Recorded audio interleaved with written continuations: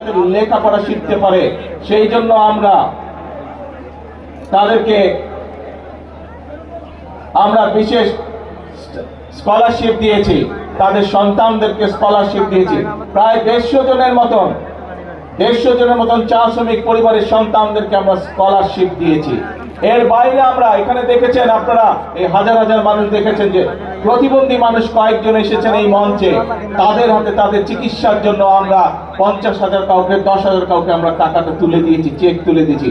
বাকিগুলো আমি কয়েকজনের হাতে দিয়েছি, বাকি টাকাগুলো প্রশাসনের পক্ষ থেকে তাদের ঘরে পৌঁছে দেওয়া হবে।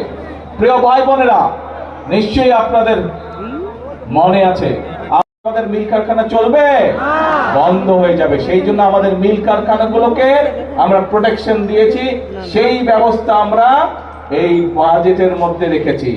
প্রিয় ভাই বোনেরা, আমরা এই বাজেটের মধ্যে অর্থ বরাদ্দ রেখেছি এবং একই সাথে বিভিন্ন নিত্য প্রয়োজনীয় দ্রব্য, চাল, ডাল, তেল, নুন, চিনি, এই সবের উপরে যে শুল্ক আগে ছিল, সেই শুল্ক আমরা, যে ট্যাক্স ছিল, সেই ট্যাক্সও আমরা উঠিয়ে নিয়েছি, যাতে জিনিসের দাম না বাড়ে।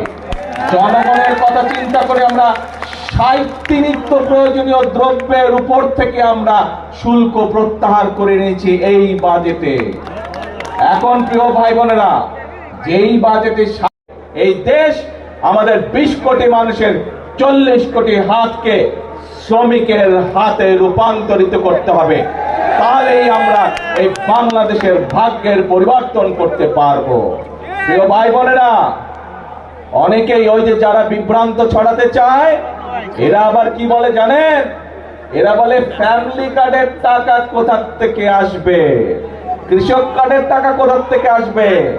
আপনাদের সবাইকে সাক্ষী রেখে তাদের উদ্দেশ্যে আমি বলতে চাই, এই যে আজকে এখানে শ্রমিকদেরকে, চা শ্রমিকদেরকে ঘর নির্মাণের জন্য 2 লক্ষ টাকা দেওয়া হলো, চা শ্রমিকদের পরিবারের সন্তানদের লেখাপড়া করার জন্য আমাদের প্রতিশ্রুতি একটাই, করব কাজ সবার আগে। এবং একই সাথে আরেকটা নতুন কথা বলি, করব কাজ, করব দেশ, সবার আগে বাংলাদেশ, সবার জন্য বাংলাদেশ।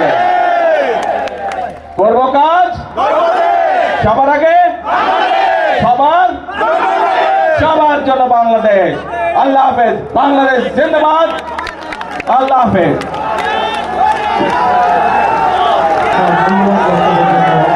ধন্যবাদ ও কৃতজ্ঞতা জানাচ্ছি।